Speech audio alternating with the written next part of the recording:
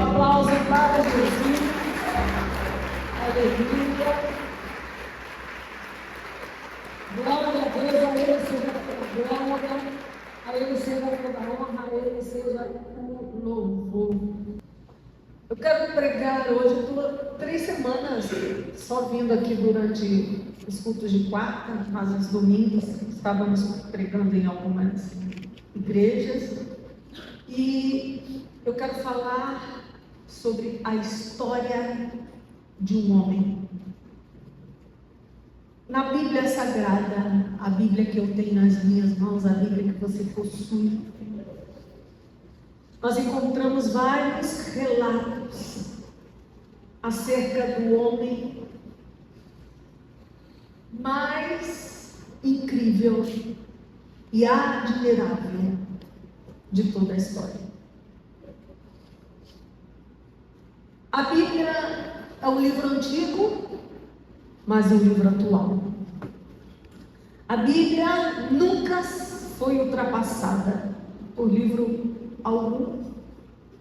O livro mais escrito do mundo, mais publicado do mundo, mais divulgado do mundo, em maior quantidade de línguas do que qualquer outro livro. O livro mais antigo conhecido no mundo inteiro. E nesse livro, a Bíblia, nós encontramos relatos sobre um homem.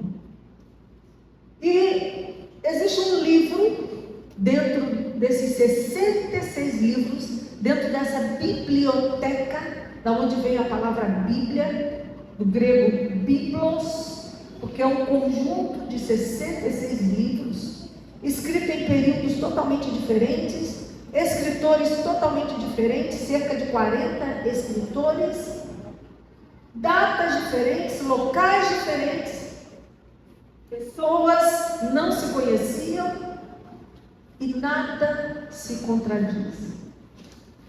E cerca de 8 séculos, 800 anos antes do nascimento de Jesus, um profeta chamado Isaías, ele profetizou muitas, dentre outros profetas, muito acerca de um homem que viria, um homem que chegaria e que mudaria a história.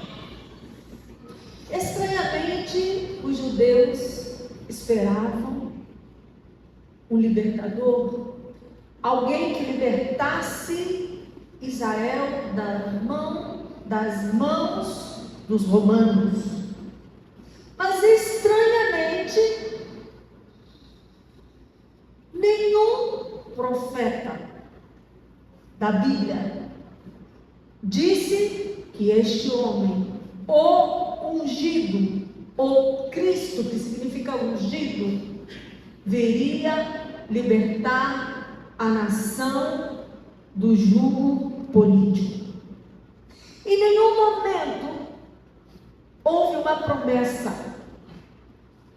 de um rei político. Na verdade, Deus não está muito interessado na política de Israel. Na Segunda Guerra Mundial, houve o Holocausto. Israel hoje enfrenta uma grande batalha com os terroristas, possivelmente Irã, possivelmente uma Rússia, vai saber. Deus não impediu que Israel passasse pelo Holocausto. Deus não impediu que Israel fosse levado cativo primeiro pelos assírios, depois pelos babilônicos, depois pelos persas, depois o Império Romano, antes os gregos, depois os romanos. Porque havia uma promessa, e o desejo de Deus antes da fundação do mundo era de trazer um libertador e um reino espiritual. um reino que nunca terá fim, pois todos os outros reinos têm fim. Deus está muito preocupado em libertar o Brasil de um comunismo. Deus não está. Deus não está muito preocupado de libertar o país de um líder corrupto ou da corrupção. Deus não está. Deus se importa conosco, mas com o destino político das nações, não. Elas serão julgadas, todas elas, a seu tempo. Todas as nações serão julgadas. Deus está preocupado com o reino dele, que será trazido por Jesus quando vier governar. Fora isso, Deus não tem nada neste mundo. A igreja dele, que é a única coisa que ele tem. Sabe qual é a única coisa que Deus tem aqui? Que Deus se preocupa? Que Deus tem a ver? É com a igreja. E essa não é aquela igreja visível. Não é aquilo que você vê no domingo, as pessoas vindo para a igreja, andando. Não. A igreja invisível. E os anjos já estão separando a igreja invisível, numerando. Por quê? Porque Jesus vai chegar lá nas nuvens, a trombeta vai tocar, os anjos descerão, recolherão a verdadeira igreja escolhida e vai levar embora. Porque Deus não tem nada com este mundo. Tudo que Deus tinha para fazer nesse mundo foi feito tempos atrás. Deus mandou profetas. O que aconteceu? Mataram os profetas. Deus mandou Noé, uma arca. O que aconteceu? Ninguém acreditou e acabou por isso mesmo. E Deus mandou Jesus. Deus já fez com este mundo o que precisava ser feito. Nos resta evangelizarmos, fazer o trabalho que Jesus não pôde fazer e aguardar a retirada dos escolhidos para o céu. E o profeta Isaías, 800 anos antes de Cristo, no capítulo 53, de Isaías, é um cenário. Ele nos leva para um cenário de um sacrifício onde o ungido padeceria. E eu quero ler o primeiro versículo. Nós vamos ler muitos versículos. Nós vamos começar lendo Isaías capítulo 53, a partir do 2. Vocês vão ler na versão fiel e corrigida, aqui no multimídia. Eu vou ler na Bíblia, nova Bíblia viva, para irmos ampliando o entendimento dos versículos. 53, 2. Aos olhos de Deus, ele era um pequeno ramo, brotando de uma raiz em terra seca. Quem foi o ungido que Isaías profetizou? Imagina uma terra seca, rachada, como lá no sertão. E daqui vem um raminho pequenininho, brotando. Mas para nós ele não tinha beleza alguma. Não havia nada em sua aparência que chamasse a nossa atenção ou que nos agradasse. Porque possivelmente Jesus não tinha nada de bonito. E nem as coisas que ele apresentava, que ele oferecia. Ele foi, verso 3, desprezado e rejeitado por todos.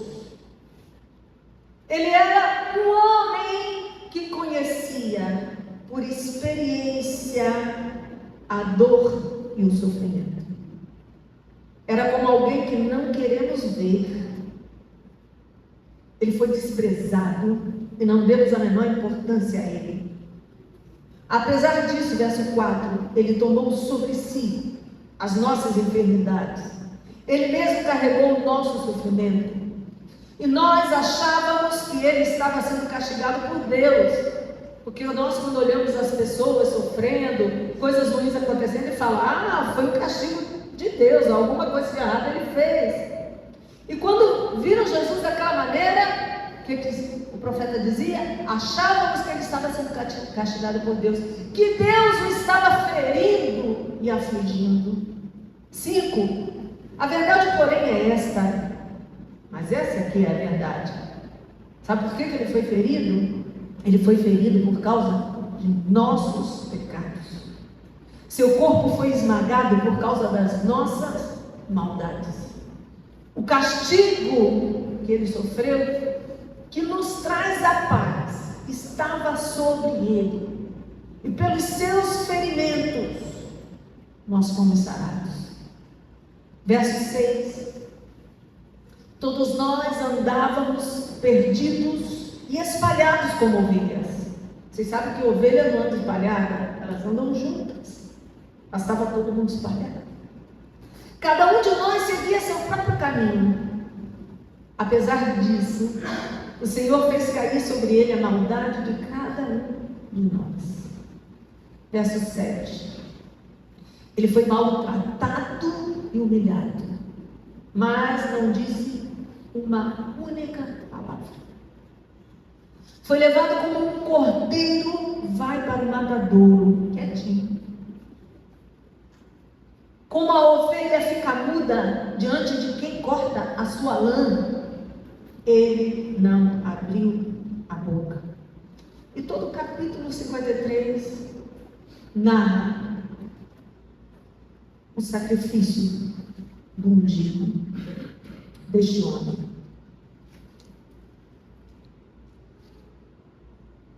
E as pessoas ficavam perguntando: qual vai ser o nome dele? Qual vai ser o nome dele?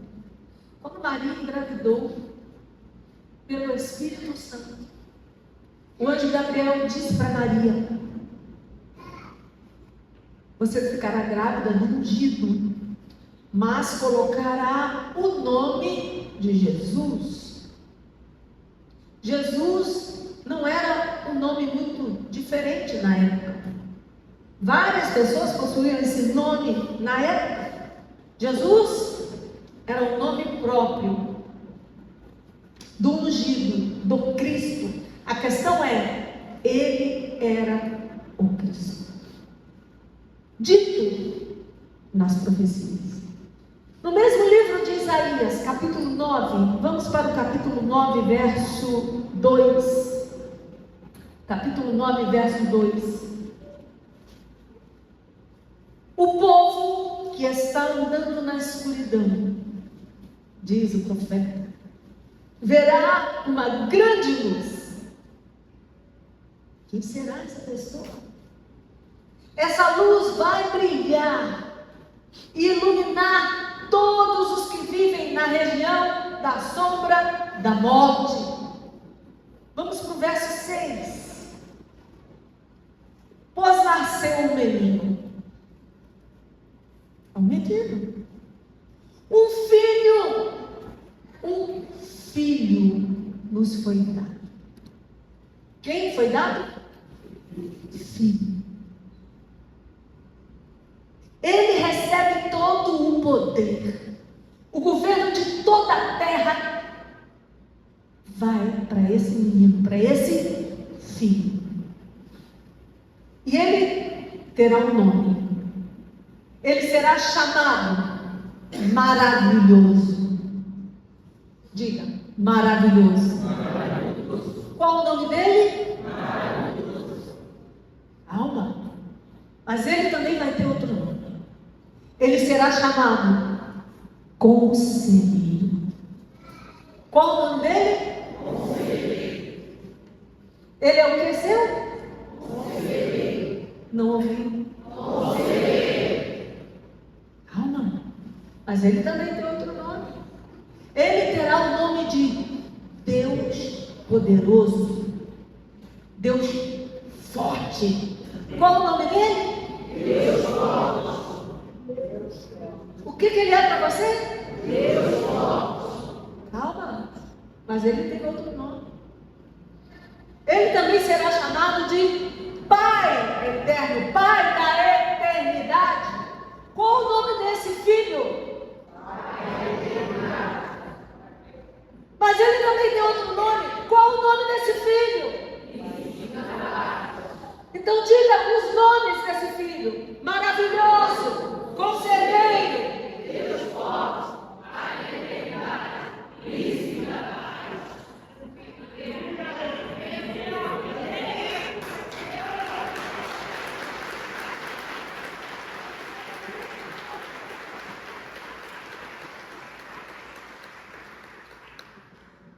O profeta Isaías, 800 anos antes, descreveu e disse quais seriam os nomes. Quais seriam os nomes? E 800 anos depois, aparece um homem. Um homem que ficou escondido até seus 30 anos de idade. Ele apareceu, já ia fazer uns 30 anos. Até então, ele só era filho de um carpinteiro, lá de uma vilazinha de Nazaré, filho de José, que havia morrido. E sabe uma coisa interessante? Quando Jesus começa o ministério dele, lá no livro de Lucas, porque Lucas diz assim para Teófilo: olha, Teófilo, eu vou narrar para você aquilo que já foi escrito, mas eu quero narrar na ordem cronológica. E assim que Jesus sai do deserto, antes dele transformar água em vinho, sabe o que acontece? Ele prega em Nazaré. Sabe o que era Nazaré? A cidade que ele foi criado. Todo mundo via Jesus. Não era aquele garoto que brincava, que jogava bola, que soltava pipa, o menino que trabalhava com seu pai na carpintaria e ficou, depois que o pai morreu, assumiu a carpintaria do pai. Não é ele. E sabe o que aconteceu? Jesus foi expulso de Nazaré. Expulsaram Jesus de Nazaré.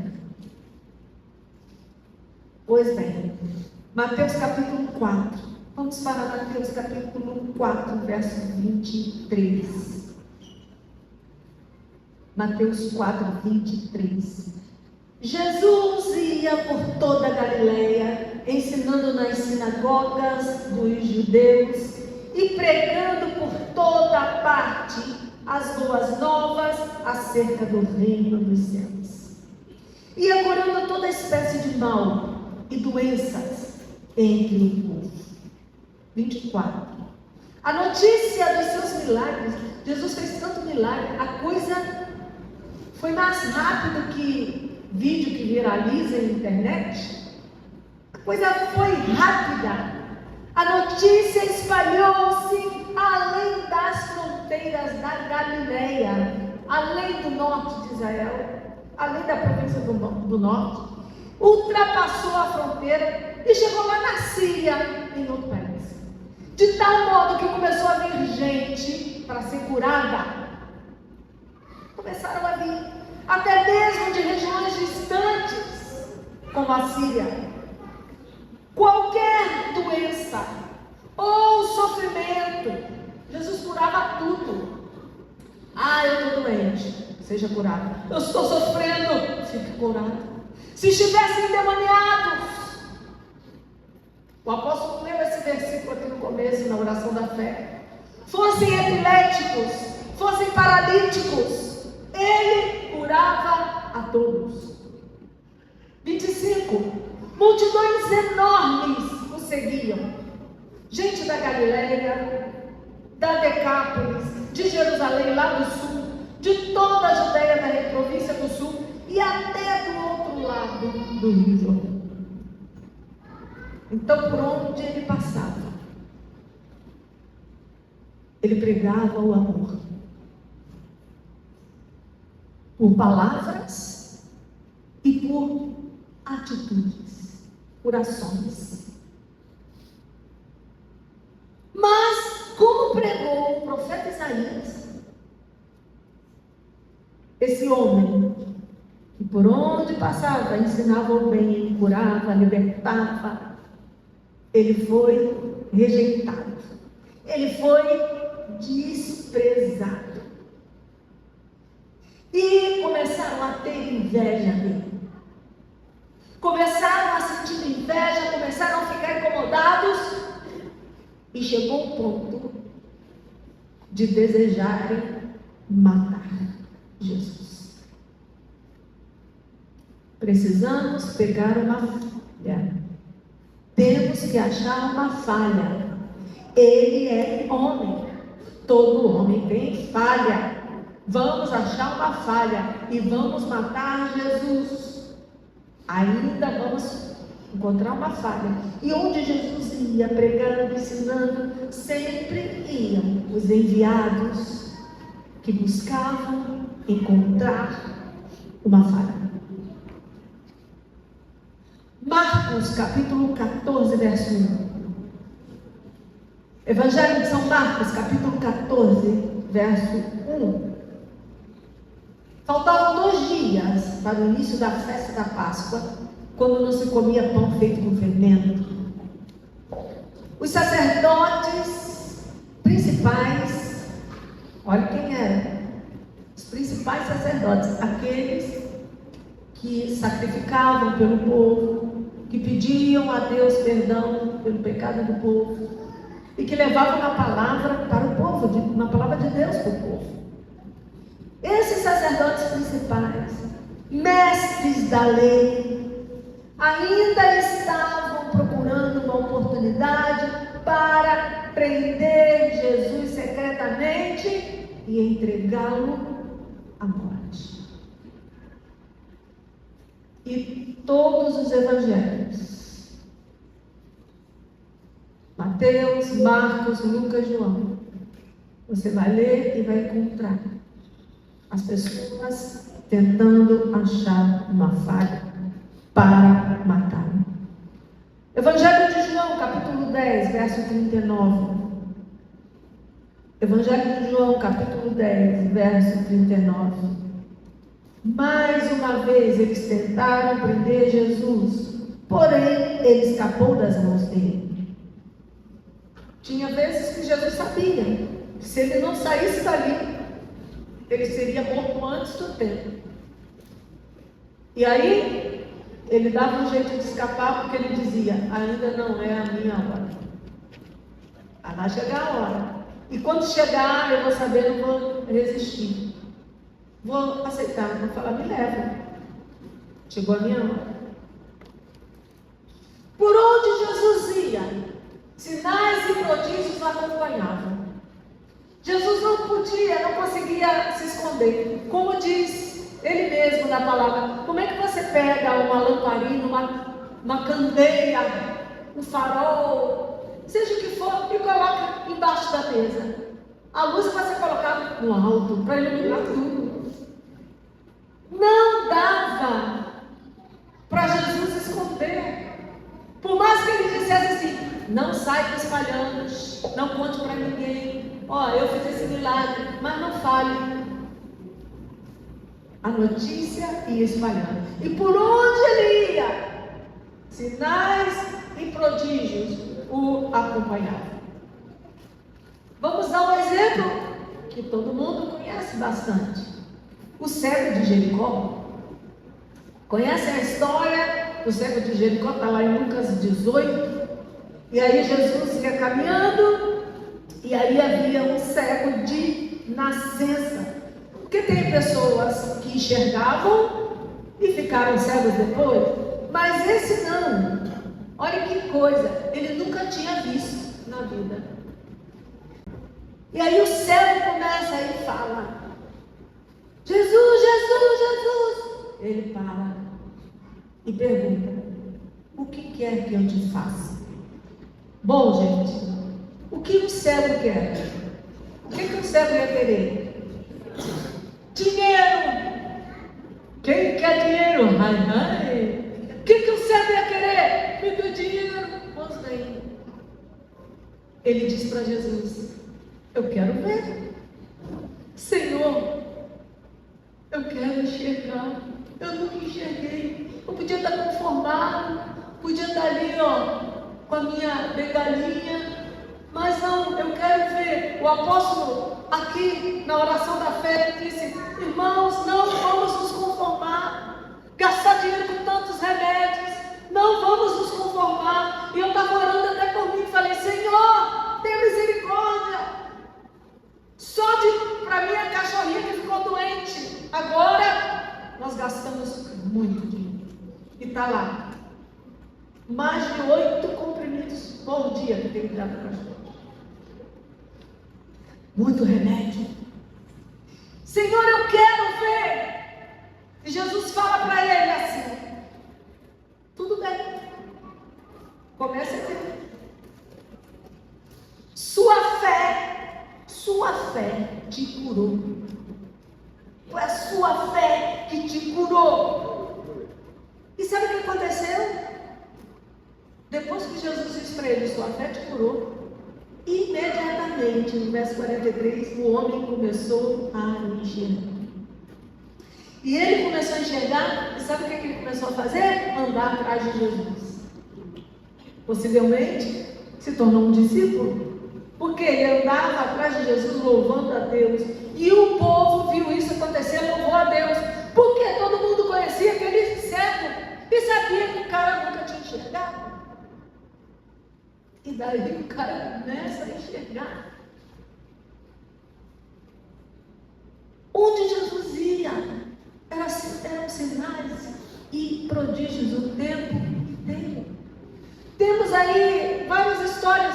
A ressurreição de Lázaro. Lázaro morreu amigo de Jesus. Lázaro morava em Betânia. E Jesus diz: diga que eu estou indo. Senhor, tu vai? Diga que eu estou indo. E depois Jesus diz que demorou de propósito. Não, mas eu demorei de propósito. Por que, Senhor? Porque ele queria mostrar algo. Ele queria mostrar o poder de Deus. E quando chega, Lázaro já estava morto há quantos dias? Uma tumba, os túmulos eram feitos dentro das pedras, dentro das rochas. Tinha uma pedra grande que tapava a entrada. Lázaro estava lá todo enfaixado, assim, múmias. Todo enfaixado. Imagina, eu não sei se você teria coragem de tirar as faixas de alguém morto há 4 dias. E aí Jesus diz: remova a pedra. Senhor, pelo amor de Deus, a própria irmã: Senhor, não faz isso. Já está fedendo. Olha que cheiro é esse, Senhor. Não abre isso não. Misericórdia. Que a gente olha a igreja e imagina que era um túmulo comprido, o Lázaro estava lá e a porta estava aqui. Não, gente. Um negocinho, espacinho aqui, remove a pedra. Não dava, não rola. E aí Jesus, onde Lázaro estava, vocês sabem?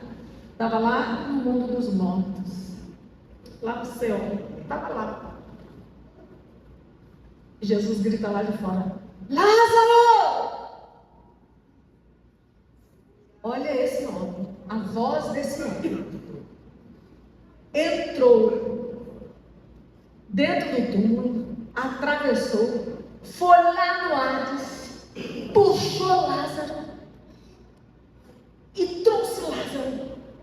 E ele disse: Lázaro, vem para fora. O espírito de Lázaro reviveu. O corpo de Lázaro, o corpo decomposto, 4 dias. Vocês têm noção? O corpo de Lázaro ficou sarado na mesma hora, as células ficaram curadas na mesma hora. E quando ele saiu do túmulo, não havia nada na sua pele, não havia nada no seu rosto. Ele estava limpo, cada célula estava viva, como se nunca tivesse experimentado a morte.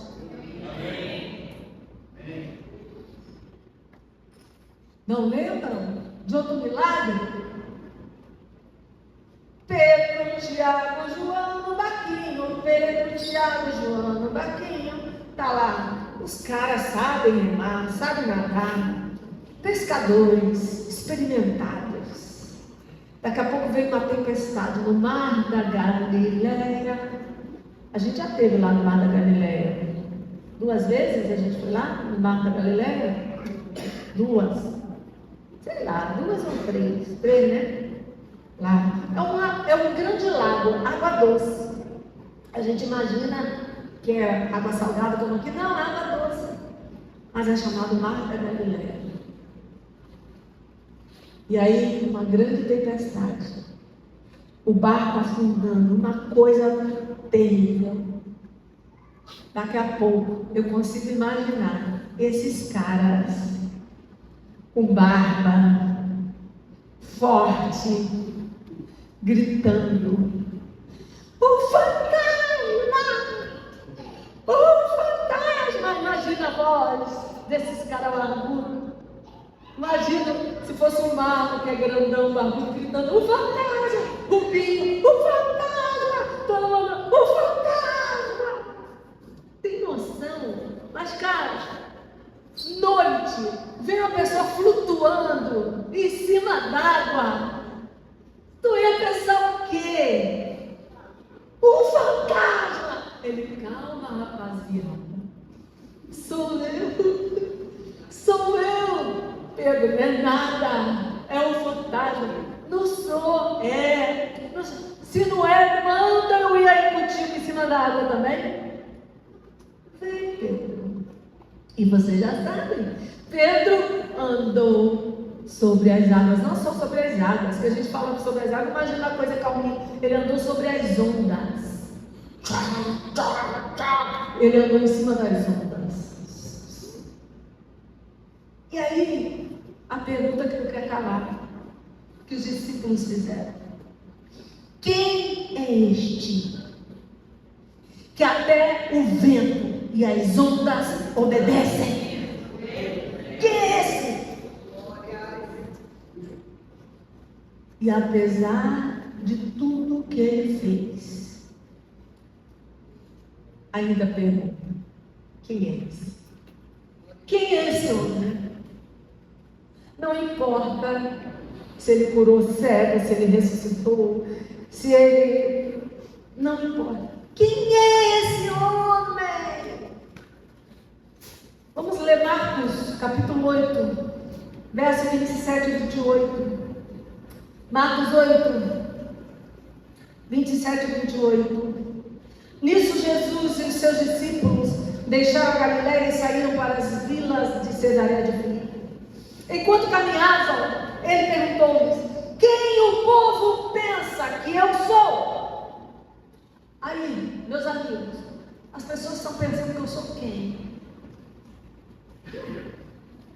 O que eles estão dizendo a meu respeito? Verso 28. Ah, Senhor, alguns dizem que o Senhor é João Batista. João Batista já tinha morrido. Então eles pensaram: o espírito de João Batista entrou dentro dele. Outros dizem que é Elias, que não morreu, foi arrebatado num carro de fogo. E outros falam que até um profeta desses qualquer passar. É isso que as pessoas pensam? No capítulo 15 de Marcos, verso 2. Pilatos, aqui Jesus já está diante de Pilatos. Pilatos pergunta a Jesus: você é o rei dos judeus? E aí, você é rei então? O que as pessoas estão dizendo? Pilatos perguntou se ele era o rei. E ele disse: sim, É o que o Senhor está dizendo. Vamos para Lucas, capítulo 4. Lucas 4, 22. Lucas 4, 22. Todos os que se achavam ali falavam bem dele e estavam admirados com as palavras de graça que saíram dos seus lábios. Aqui é Nazaré, a cidade onde Jesus foi criado. E eles perguntavam: como pode ser isso? Ele não é filho de José? Está fazendo um milagre? Meu Deus, que coisa grande. Mas é só o filho de José. Não é nada não. Não é ninguém não. Lucas ainda capítulo 7, verso 20. Lucas 7, 20. Os 2 discípulos encontraram Jesus e disseram: João Batista nos enviou. Olha isso, gente. João Batista tinha batizado Jesus nas águas. João Batista tinha visto o céu se abrir. João Batista tinha visto o Espírito Santo descer em forma corpórea através de uma pomba. João Batista ouviu a voz de Deus que saiu do céu: este é o meu filho amado em quem me comprazo. João envia 2 discípulos a Jesus perguntando: o Senhor é realmente o Messias? Ou devemos esperar outro? É tu mesmo? Ou o Messias vai ser outro? Verso 22.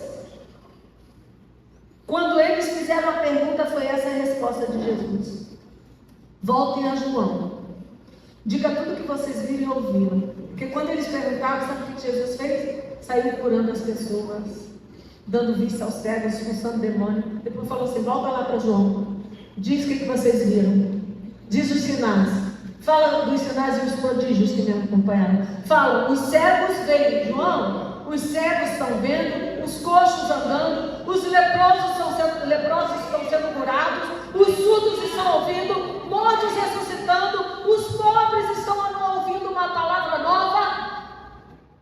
O que você acha? Ele é o Messias? Mateus, capítulo 12, verso 23. Mateus 12, 23. A multidão ficou admirada e exclamava: será que este homem não era o Filho de Deus, não é o ungido, não é o Cristo, não? Será que este homem é o filho de Davi? Prometido que o ungido seria da linhagem de Davi. Será que ele que é o filho de Davi? Ele foi questionado. Apesar de tudo que Jesus fez, as pessoas perguntavam: quem é este homem? E chegou uma hora, em determinado momento do ministério de Jesus, que ele afirma ser o Cristo. Marcos, capítulo 14. Marcos, capítulo 14, versos 61 e 62. Mas Jesus não deu nenhuma resposta. Então o sumo sacerdote lhe perguntou: você é o Cristo? Não estou perguntando se você é Jesus. O seu nome eu sei que é Jesus. Estou perguntando: você é o Cristo, o ungido, aquele que o profeta Isaías falou, o Filho do Deus bendito? É isso que você é? Esse é você? No verso 62, Jesus diz: sou eu. E vocês verão o Filho do Homem, esse homem, assentado à direita do Deus Todo-Poderoso, vindo com as nuvens do céu.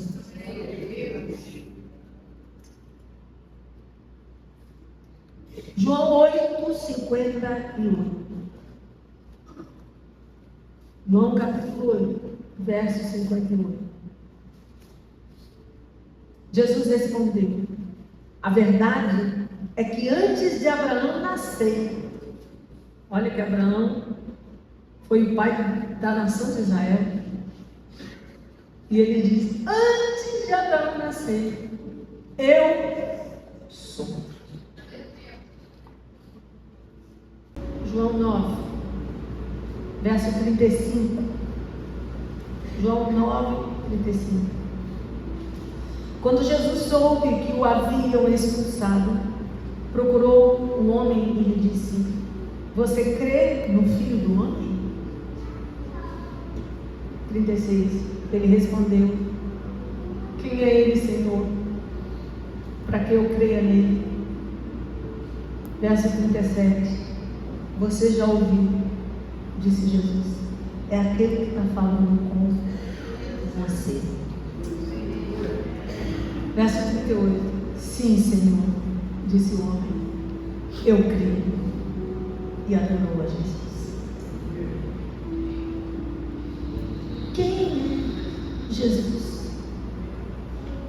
Sabe uma coisa interessante? Para a gente finalizar, pode tocar um pouquinho mais alto. Quem é Jesus? Nós vamos para esse mesmo livro de João, capítulo 1.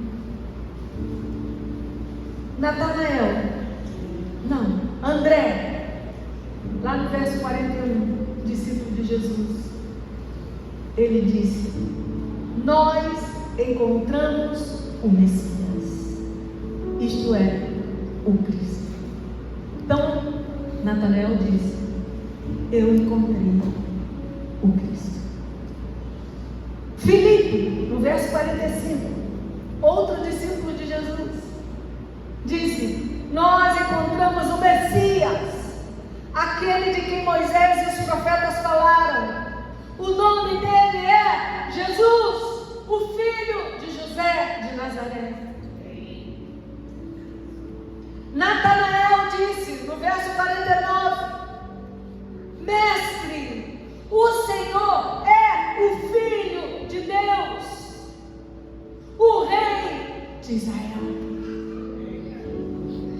João Batista, no verso 29, disse, quando viu Jesus caminhando em sua direção: veja, aí está o Cordeiro de Deus que tira o pecado do mundo.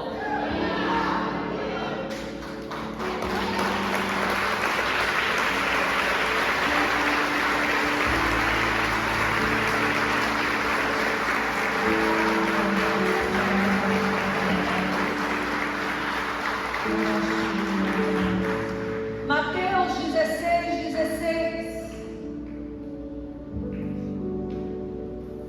diz que Simão Pedro responde: tu és o Cristo, o Filho do Deus vivo.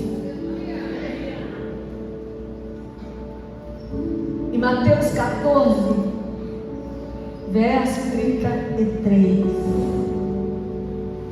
os discípulos disseram, os outros ficaram muito admirados e o adoraram, dizendo: realmente, o Senhor é o Filho de Deus.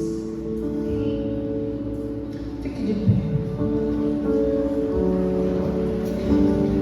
Fique de pé. Eu ainda vou ler um versículo.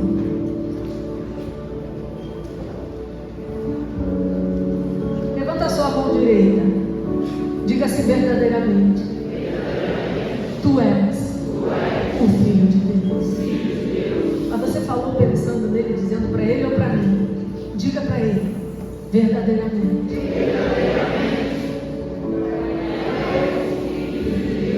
Diga de novo: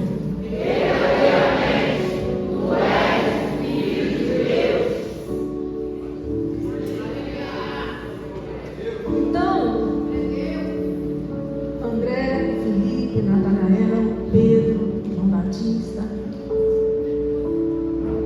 você, quem Jesus é? Você, quem Jesus é? Eu poderia sair fazendo uma pergunta: o que Jesus é para você? O que Jesus é para você? Para várias pessoas. Quem Jesus é? Mas eu vou te dar uma resposta.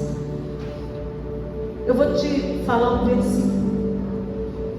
Preste atenção aqui alguns. Lucas, capítulo 6, verso 46. O que Jesus fala? Lucas 6, 46.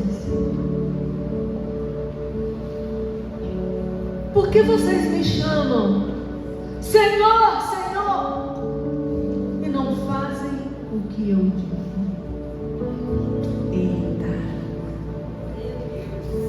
Eita.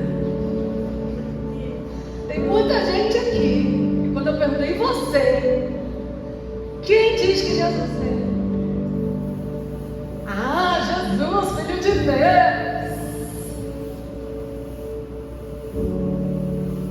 Mas você é que chama Senhor, Senhor. Não é assim que você chama? Então, por que não faz aquilo que eu digo?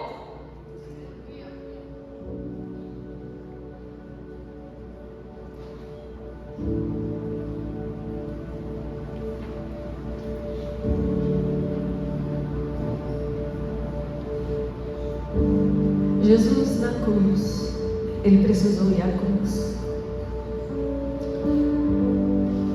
por mim e por você. Na cruz ele deixou mensagens. Ele deixou mensagem para Maria, deixou mensagem para João, deixou mensagem para o ladrão ao lado dele, à sua direita. Mas além de tudo, ele deixou uma mensagem para nós. Olhe para mim.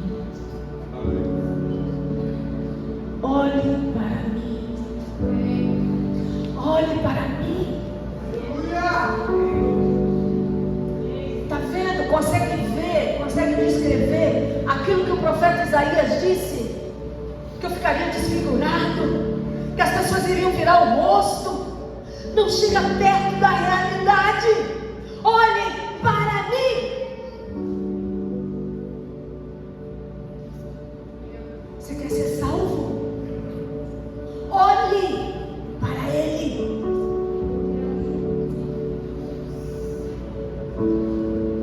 Quer ser arrancado das mãos do diabo? Porque tem gente que é fantoche do diabo, vive com medo, vive sendo atormentado por demônios, espírito de medo, espírito de suicídio, espírito de depressão, espírito de angústia, e vivem dentro das igrejas. Quer ser curado? Olhe para mim. Quer ser perdoado? Olhe para mim. Quer ser liberto? Você precisa de libertação? Olhe para Jesus. Olhe para Jesus. Olhe para os cravos nas suas mãos.